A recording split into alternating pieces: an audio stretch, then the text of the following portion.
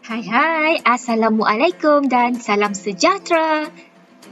Bersama lagi dengan saya Cikgu Lia Osman bagi slot PSV tahun 5. Pada kali ini kita akan meneruskan tajuk PSV kita dengan unit 9. Tajuknya Haiwan Peliharaan, bahagian 1.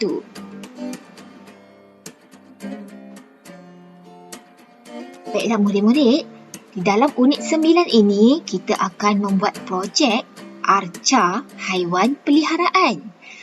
Tetapi di dalam slot bahagian 1 ini, cikgu mahu murid-murid mengenal pasti dahulu ciri-ciri arca dan bahan-bahan yang akan digunakan untuk projek membina arca stabil bertemakan haiwan peliharaan ataupun haiwan kesayangan.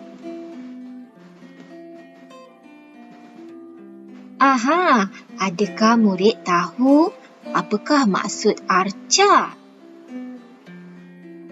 Baiklah murid-murid, arca ialah satu bentuk dalam susunan 3 dimensi atau 3D. Permukaannya dapat dirasai dan dipandang dari pelbagai sudut. Arca mempunyai pelbagai jenis, tetapi bagi projek ini, murid-murid akan membuat projek arca stabil.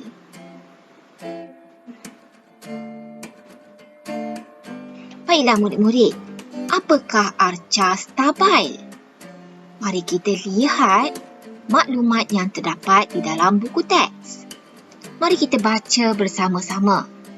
Arca stabil ialah sejenis arca yang mempunyai tapak yang kukuh dan dibina dalam pelbagai bentuk objek 3 dimensi.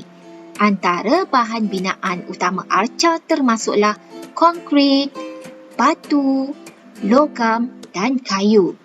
Bahan gantiannya pula seperti plaster of Paris, papier mâché, kotak, plastik dan bahan kitar semula. Baik murid-murid, di sini ada ditunjukkan contoh arca stabil yang pernah dibina.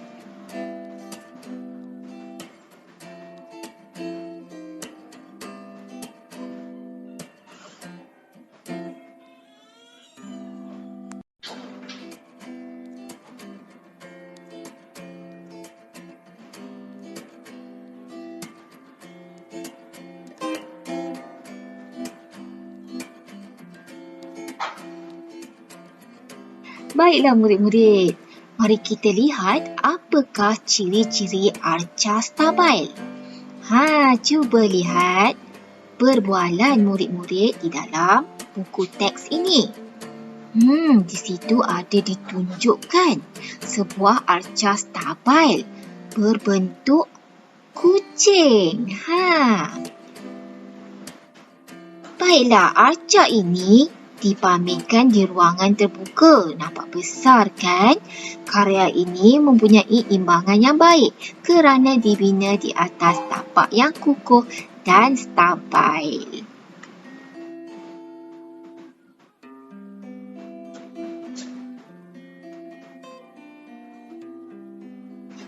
Jom kita baca apakah yang dibualkan oleh murid-murid di dalam gambar ini. Arca seperti ini dipamerkan di ruang terbuka. Wah, inilah arca stabil yang menjadi mercu tanda Sekolah Kebangsaan Desa Ilmu. Rupa arca stabil ini berbentuk seekor kucing.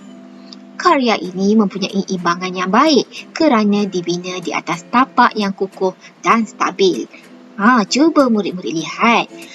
Arca stabil berbentuk kucing ini mempunyai struktur utama. Ini dipanggil struktur utama.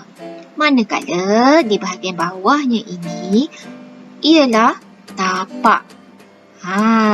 Jadi inilah rupa ataupun contoh arca stabil yang akan murid-murid bina bagi projek ini.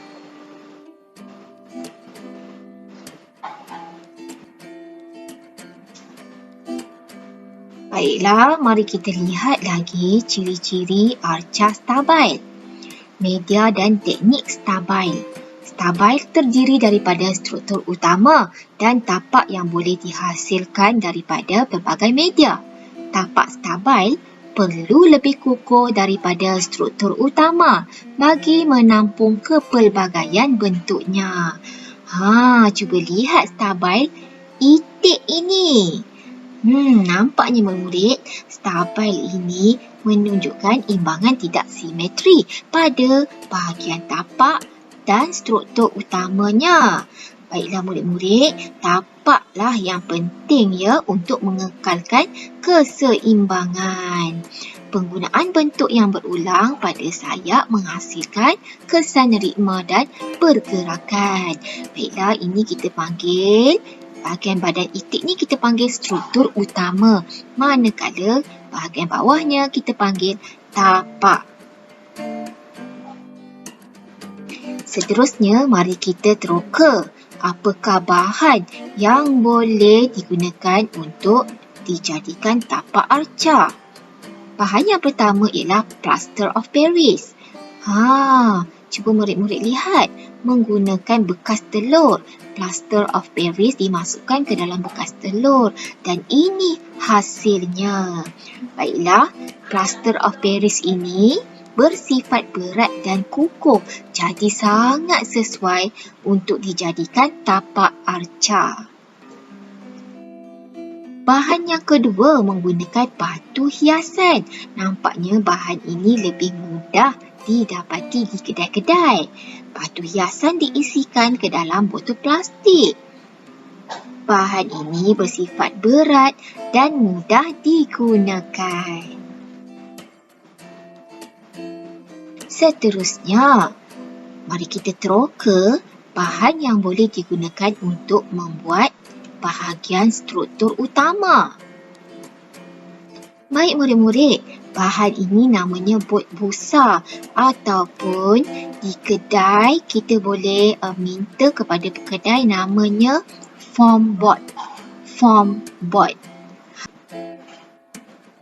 Baiklah, foam board ini ataupun bot busa ini boleh dipotong menggunakan alat pemotong polistirena. Dan cantuman bot menggunakan pita pelekat dua muka. Lebih mudah. Jadi hasilnya seperti ini. Dan bahan ini bersifat mudah dipotong dan sesuai untuk menghasilkan stabil berskala kecil. Bahan yang seterusnya ialah plaster of Paris. Plaster of Paris juga boleh digunakan untuk membina struktur utama. Menggunakan acuan. Cuba murid-murid lihat. Plaster of Paris dimasukkan ke dalam acuan. Dan ini hasilnya. Bahan ini bersifat kukuh dan mudah dibentuk mengikut acuan. Bahan yang seterusnya ialah dawai.